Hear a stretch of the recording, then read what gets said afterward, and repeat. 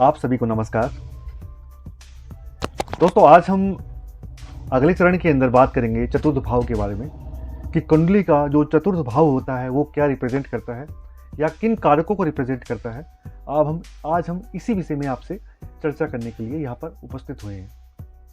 दोस्तों, कुंडली का जो चतुर्थ भाव होता है बहुत ही एक इम्पोर्टेंट भाग होता है या स्थान होता है, जिसके अंदर हम विभिन्न तरह के कारकों का विवेचन करते हैं।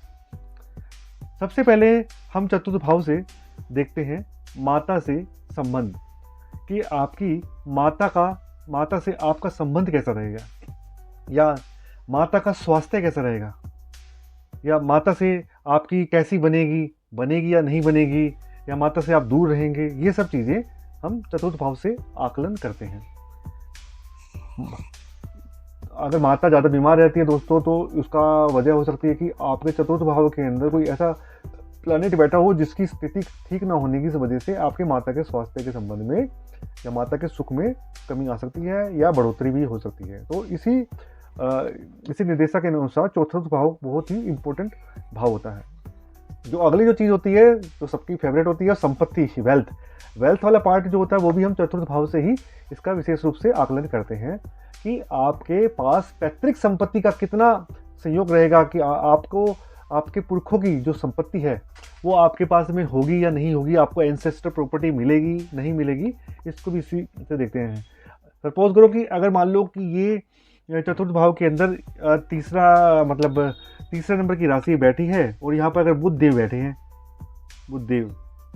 तो दोस्तों इसके अंदर क्योंकि बुध की जो स्वराशि होती है वो 3 नंबर ही होती है, यानी कि मिथुन लगन की होती है, मिथुन होता है। तो मिथुन के अंदर जब बुध विराजमान होते हैं तो वो बहुत ही सकारात्मक प्रभाव देते हैं, और ऐसे जातकों का निश्चित तौर पर ही पैतृक संपत्ति बहुत ज़्यादा मिलने के उनको संयोग होते हैं। इसके साथ साथ में उनको भूमि का सुख भी बहुत देखने को मिलता है। मतलब कि कुछ आदमी ऐसे होते हैं कि पूरी ज़िंदगी कमाते हैं लेकिन वो कोई भी भूमि को पूरी ज़िंदगी में क्रय नहीं कर पाते, खरीद नहीं पाते हैं। और कुछ लोग ऐसे होते हैं कि जो बिना परिश्रम के ही उनको पैतृक संपत्ति मिल जाती है और वो अपने जीवन काल में भी बहुत सारी ज़मीन को खरीदते हैं और उसका उपभोग भी करते हैं। तो ये स्थिति भी दोस्तों चतुर्थ भाव से ही देखी जाती है।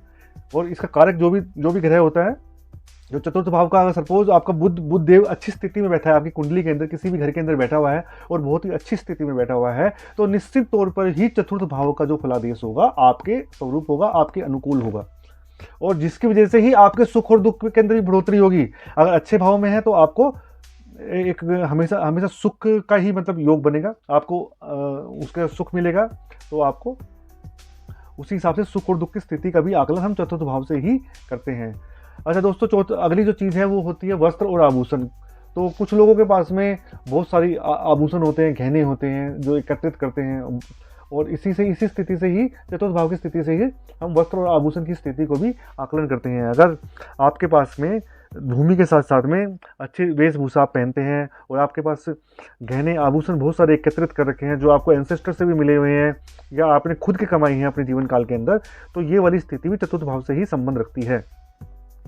और दूसरी जो चीज़ है वो है घर कुछ घर की जो आप कुछ घर में खरीद पाओगे अपने जीवन काल में, या आपका घर कैसा होगा, कैसा स्वरूप होगा उस घर का, वो बड़ा होगा, छोटा होगा, या आप फ्लैट में ही रह रहे हो या आप किराए पे ही रह रहे हो, इस स्थिति को भी दोस्तों हम चतुर्थ भाव से ही देखते हैं, इसका आकलन करते हैं। अगर आपका बुध अच्छी स्थिति में है या चंद्रमा भी अच्छा फलादेश दे रहा है कुंडली के अंदर, तो आपको निश्चित तौर पर ही घर का भी वो सुख मिलेगा, और आप एक बहुत बड़ा सा आपका बंगला होगा जिसके अंदर आपको सभी तरह के सुख और सुविधाओं के साधनों की बढ़ोतरी होगी। बुध जो होता है चल संपत्ति का भी कारक होता है, प्लस बुद्धि का भी कारक होता है। अगर बुध अच्छी स्थिति में तो आपकी बुद्धि भी नेचुरल रूप से अच्छी ही रहेगी, सर्वश्रेष्ठ ही रहेगी। ठीक है, आपको एक हर चीज़ को डिसाइड करने की एक एबिलिटी भी बुध देव की वजह से आती है। कोई भी परिस्थिति जैसे आदमी के सामने आती है, किसी जातक के सामने आती है, तो उसको वो तुरंत से सही से डिसीजन कर पाएगा नहीं कर पाएगा, ये भी हम तृतीय भाव से ही वो करते हैं। वैसे इस चीज़ का संबंध जो पहले भाव से भी होता है, क्योंकि पहला भाव जो होता है तनु भाव होता है, शरीर का कारक होता है, अच्छे मस्तिष्क का कारक होता है। अगर आपकी मस्तिष्क अच्छा होगा, दिमाग अच्छा होगा, तो निश्चित तौर पर ही आपकी बुध की स्थिति भी अच्छी ही अनुकूल ही मिलेगी। मानसिक संतोष की स्थिति जो है वो भी चतुर्थ भाव से ही देखते हैं। मानसिक संतोष मतलब कि आप कितने, आपके मन मतलब में हमेशा कुछ हलचल चलती रहती है, कुछ सोचते रहते हो, कसर कसर कुछ चलती रहती है, या बिल्कुल आप शांत रहते हो, आपको जो मिल गया वो संतोष आपकी स्थिति होती है।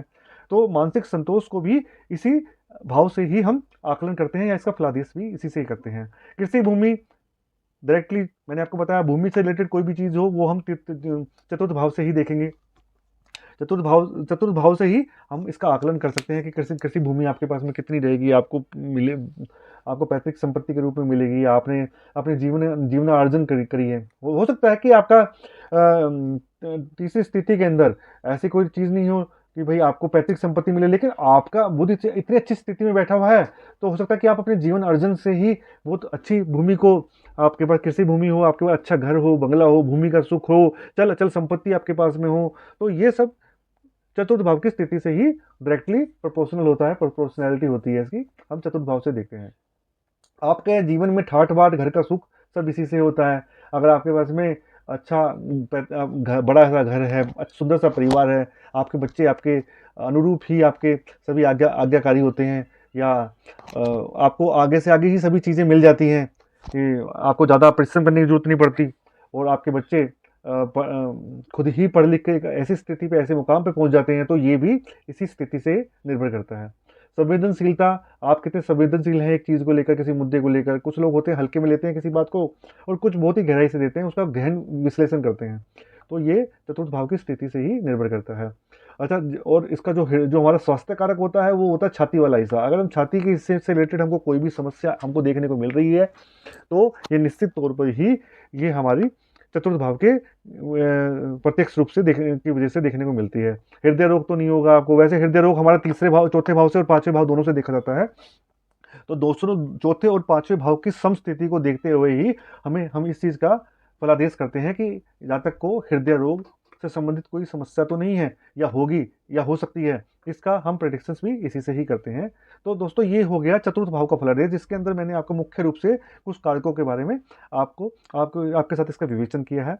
और इसके अलावा जो चतुर्थ भाव का जो कारक ग्रह है, जो शुभ ग्रह है, जो मान लो आपके कुंडली के अंदर का शुभ स्थिति में बैठा है, तो निश्चित तौर पर ही आपका चतुर्थ भाव का फलादेश हमेशा सकारात्मक मिलेगा, पॉजिटिव मिलेगा, आपके पक्ष में मिलेगा, और आपको निर्विरोध मिलेगा। तो जो मैंने आपसे ये पॉइंट डिस्कस किए, वो सारे पॉइंट इसी पॉइंट पर निर्भर होते हैं। और कारक ग्रह, जो चतुर्थ भाव का जो कारक ग्रह है दोस्तों, वो होता है चंद्रदेव और बुधदेव। अगर चंद्रदेव आपकी अच्छी स्थिति में है और बुधदेव या आपकी अच्छी स्थिति में है, तो इससे आपको चतुर्थ भाव का आपको बेनिफिट मिलेगा ही मिलेगा। अगर ये अच्छी स्थिति में नहीं होंगे, तो आपके पास में इससे रिलेटेड नकारात्मक प्रभावों को देखना पड़ेगा।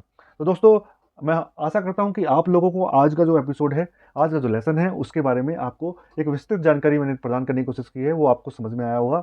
हम जल्दी ही आ रहे हैं पांचवें भाव के फलादेश के बारे में, जिससे हम आपको पांचवें घर के बारे में, उसके फलादेश के बारे में स्थिति को बताएंगे। तो तब तक के लिए दोस्तों, आप सभी को नमस्कार, धन्यवाद।